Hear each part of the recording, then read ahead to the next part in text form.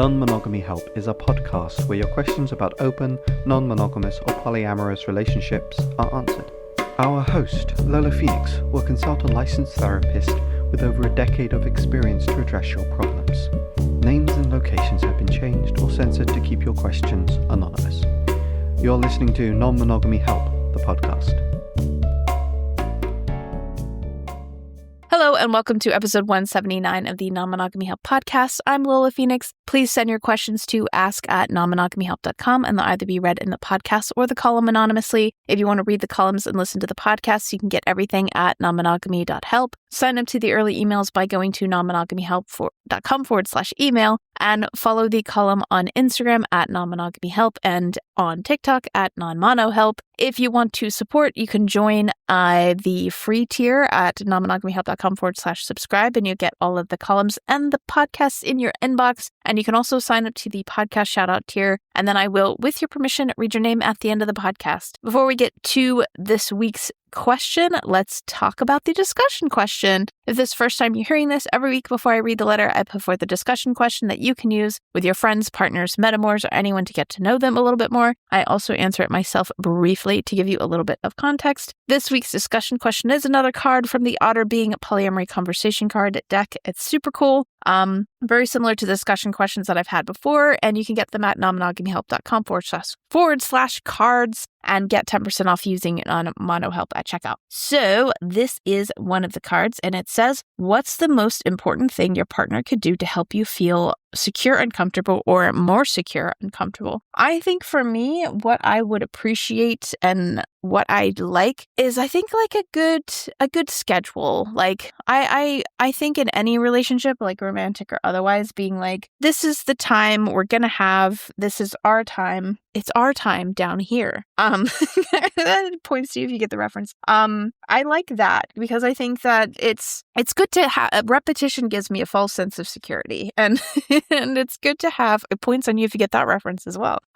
It's good to have it and it's good to like know that, okay, we'll always have this time together. And that I just like even in friendships, like for us to be like, we always hang out at this time. I like that. I try to have that happen. It doesn't always work because, you know, people have their schedules and they don't always like to have a standing appointment. But I would really like that. Like that's something that I think would make me feel secure. I'm not saying that if I had like a standing appointment that I'd be like, we have to have our appointment or else. But I think like that's personally, for me, something that I would really like. So yeah, let me read the question again. What's the most important thing your partner could do to help you feel more secure and comfortable? Let's get to this week's question.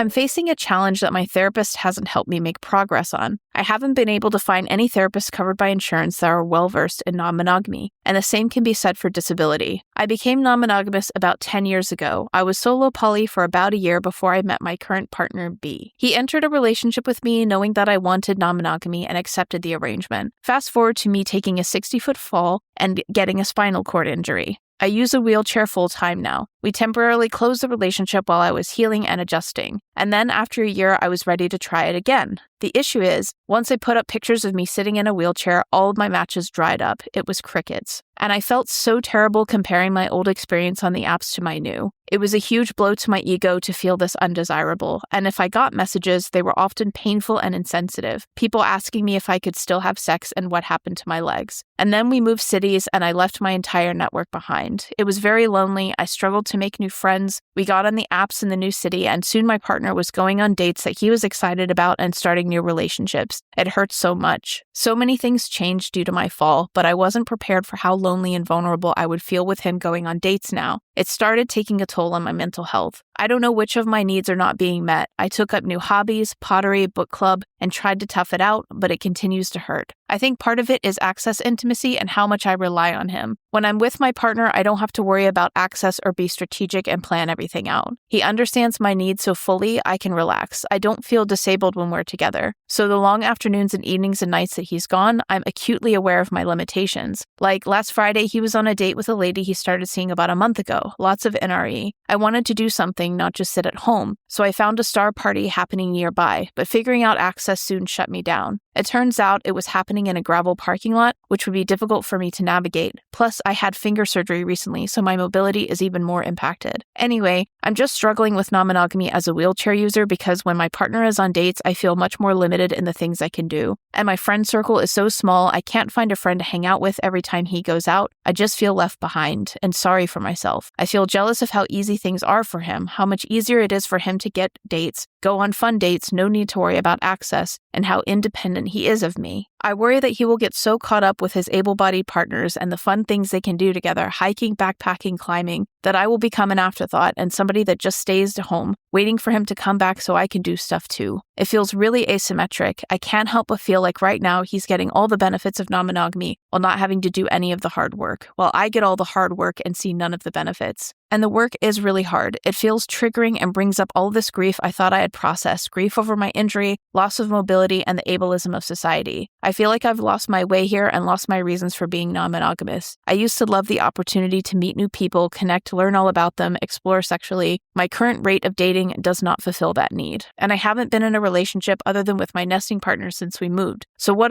do? I floated the idea of closing the relationship to him, and he said he was not interested in that being non-monogamous is part of his identity now. I feel stuck in being sad and stressed all the time.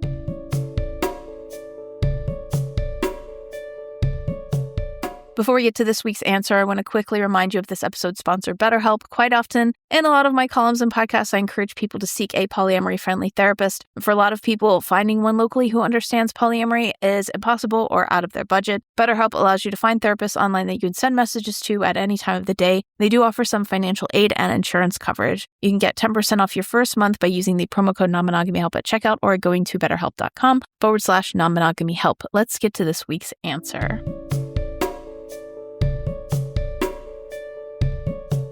So firstly, I want to say that I haven't been in the situation that you have been in, and I haven't obviously had to face these types of issues. With my disability, there is a lot of admin and there is a lot of, I can't really be spontaneous in the same ways. Like I don't struggle with the same access needs that you have.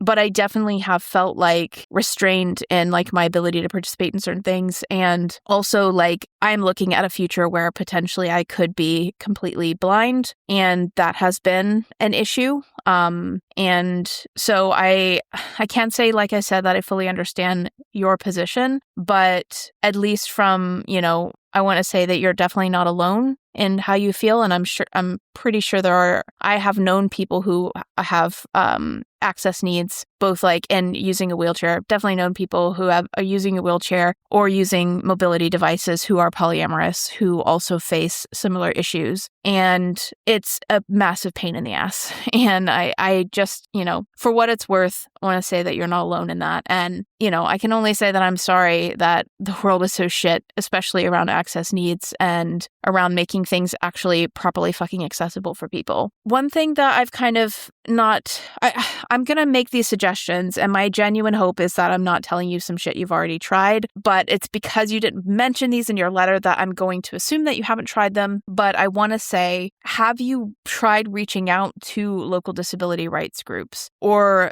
I know that they probably won't be polyamorous disabled groups. There probably are those. I haven't really sought them out because my disability situation is super unique. Like I've only ever met one other person with my disability, and I've only ever heard of maybe like 2 or 3 or 4 other people with my disability. So it's a bit different, but there might be a disability rights or access or advocacy group that is at least a social place where you can go to talk to people and to get involved in things, and they will have access needs.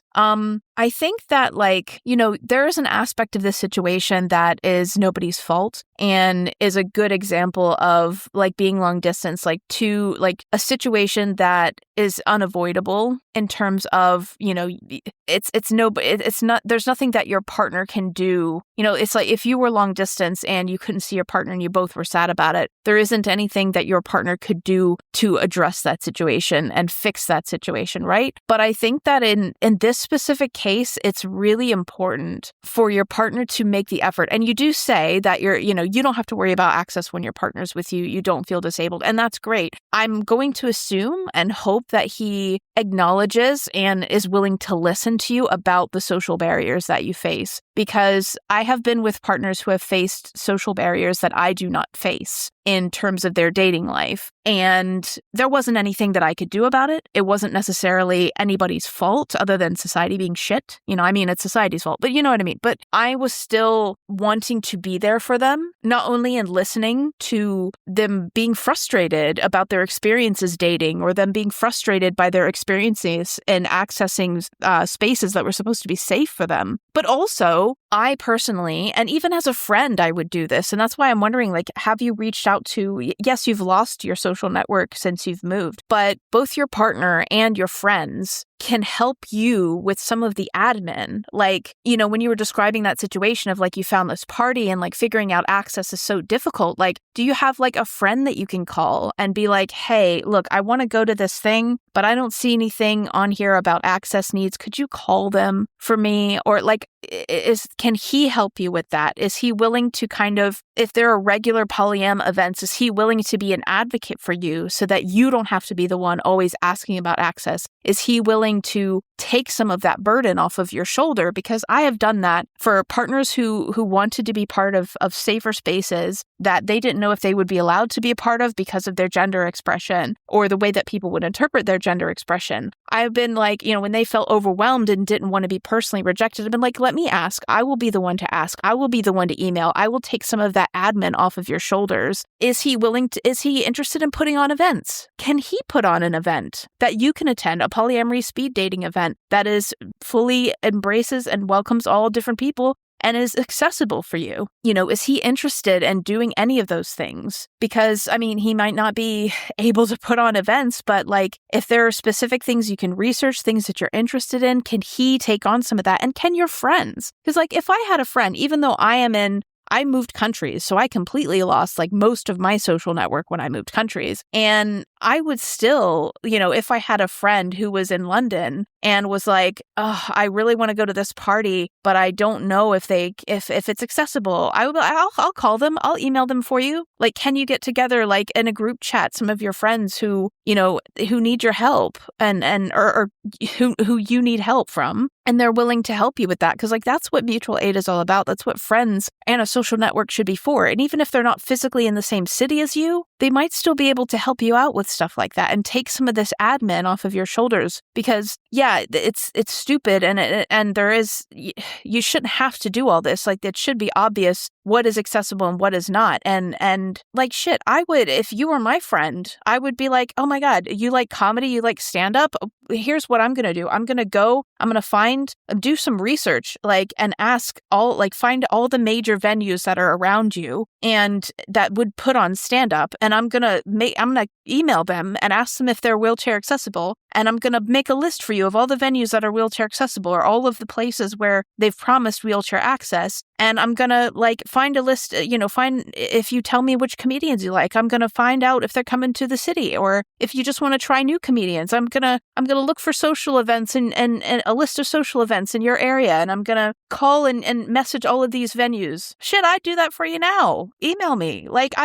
Your friends can help you with this stuff, and they should want to help you with this stuff. And this is about, it's a combination of shit that is unavoidable. You're going to have grief about what's happened to you. You're going to have grief about being in a shitty ableist society of people who act like dicks, and if I had a friend who was going through that, I'd be talk to me about it. I can't fix that situation, but I want to hear about it. If you want me to check your email or check your messages before you have to see them, field them, screen them for you, fuck, I'll do that. I'll look and make sure, and then you never have to see any of that shit. I will absolutely do that. These are things that your partner can help with, your friends can help you with, even if they're not in the same city as you. They should want to help you with this stuff. we can solve these problems of like admin shit and dealing with this stuff by working together. Also, I wanted to point out, I would check out a friend of mine who is on Instagram at Remodeled Love has a thing called the Nuclear Fusion app. And it's all about helping folks find, build, and sustain modern villages and chosen family. And, those people, get on that app. Maybe you've got people local to you who would love to talk to you, who would love to help you out, love to help figure out access to stuff, who maybe people are going through the same thing you're going through. So check out the Nuclear Fusion app. It's also on Instagram, Nuclear Fusion app. I feel like I'm saying it wrong. I'm filming that nuclear. Anyway, check out the app. I think you might be able to find people, also go to anarchist events, go to leftist events. As difficult sometimes as the communities can be, those events sometimes, like, they don't have to be polyam events, and they might have access. I mean, I don't know what town you're in, so it's so hard because you could be in like a very small town or not a very urban place, or a place where there aren't a lot of people, so there isn't a lot of information about access. So I'm not sure of that, but like a lot of times if they don't have the access information listed, they're at least not going to be hostile. And I know like I have definitely heard of friends who have had the experience where people say something's wheelchair accessible and it's fucking not. But like, as much as you can try and find those communities and seek those things out. And I really genuinely hope that this isn't something that you've already tried and hasn't worked. But I do think that there's an aspect of this situation that is just shit and difficult. And, just like when I had a partner who had those issues with their gender expression and the way that society saw them, there's a part of that I couldn't fix for them. And I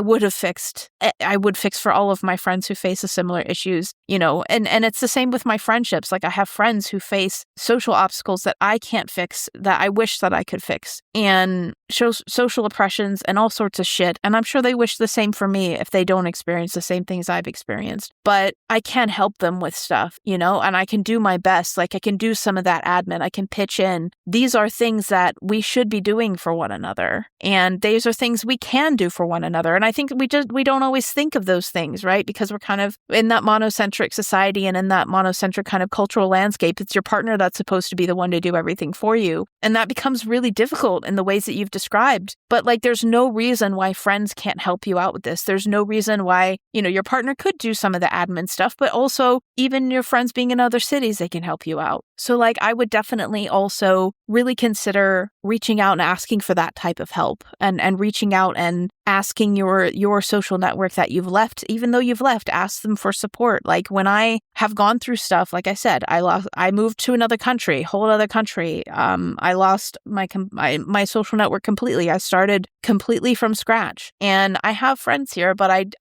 there are people that I know that I didn't always have friends that were super close to me, and I went through a lot of stuff, and I just had to call, I had the regular calls with my friends. I reached out to people. Sometimes like it's about like asking for that help from those people. And I know, and I have had friends, who have needed help and who are all the way in the US, like not even people from the UK, but all the way in the US. Well, I'm more than happy to help if there's any way that I can help them. Like, if I can take a little bit of burden off of their shoulders, if they're like, oh, I really love, going to these types of activities. Fuck it. Give me 20 minutes. I will search in their town for all the activities that they could possibly want to go to, and I'll email all those places. I'll get on the phone and call, and I don't like calling nobody, but I'll get on the phone and call them and ask them if they're wheelchair accessible, and ask them if they don't know. Well, my friend is using a wheelchair and I need to know if this place is wheelchair accessible. I do that for my friends. I think your friends would do that for you. So I would reach out for help. Another thing that I might consider, and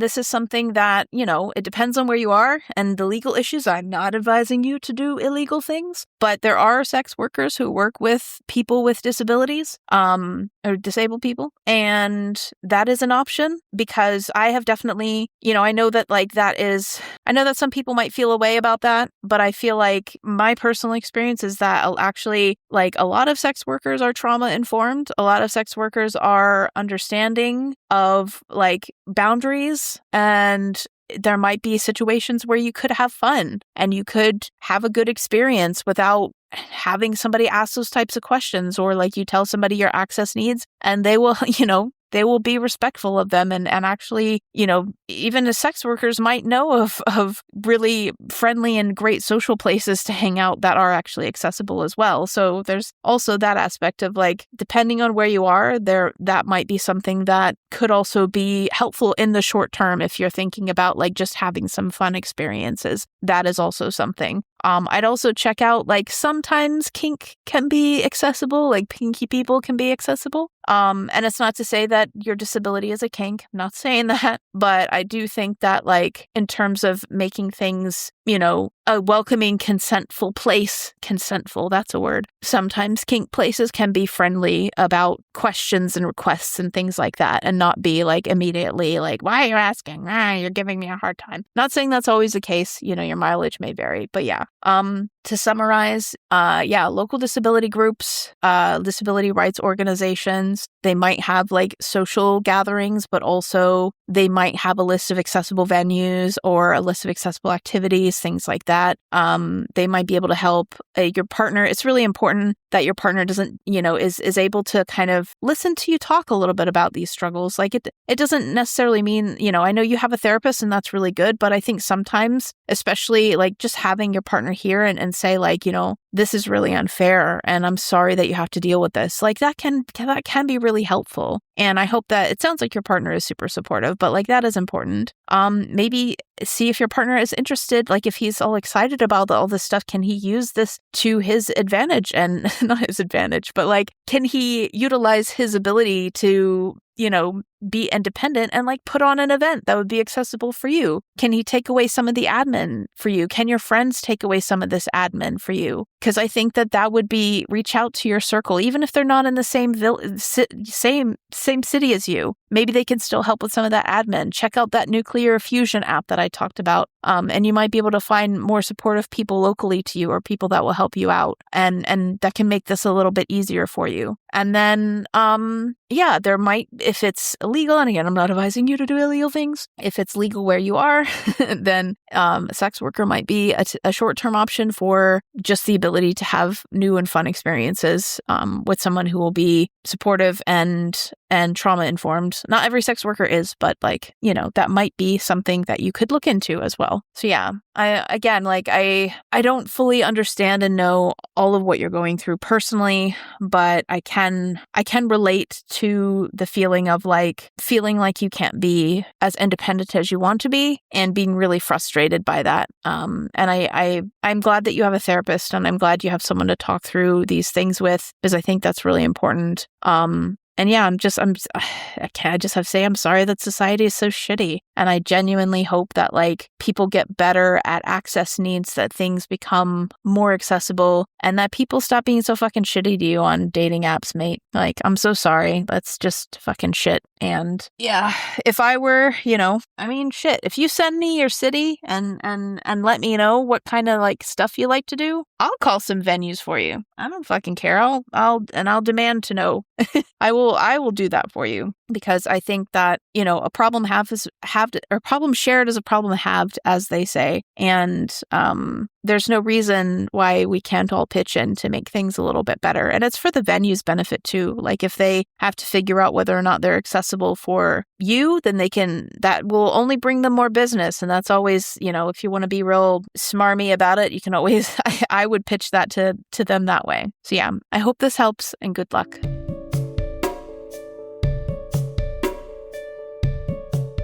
Thank you for listening to episode 179 of the Non-Monogamy Help podcast. If you want to be awesome, you can sign up to support the column in the podcast on the website by going to nonmonogamyhelp.com/subscribe. And there you can sign up to the podcast shoutout support tier. And with that, I read your name at the end of the podcast. The current shoutout supporters are Ermi, Mike Kender, and Matios Caden. If for whatever reason you can't support economically, here are some things you can do. You can subscribe at the free tier at that same URL. There is a free tier. You can sign up there. If you want to get everything in your inbox on Wednesday instead of on Friday, you can sign up at nonmonogamyhelp.com/email. And there is a written column, by the way. So I know that people have said like you want to have a podcast every week. I totally get why, but I'm editing all of this on my own. And also, like, I'd have to have like 10 times more letters to be able to do a podcast and a column and have the podcast be every week. So, but it takes a lot of stuff. So, if you want to support, if you want to, it's a lot. Anyway, I don't even know why I went off on that tangent. Sign up to the early access email by going to nonmonogamyhelp.com/email.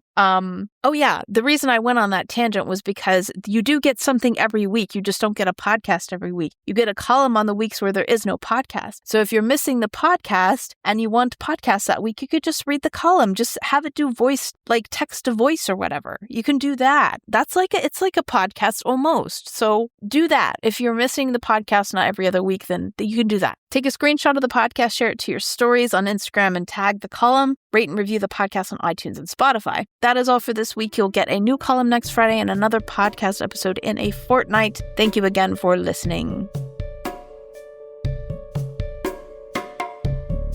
You've been listening to Non-Monogamy Help. The music was done by Chris Albury Jones at albury-jones.com. Thank you for listening.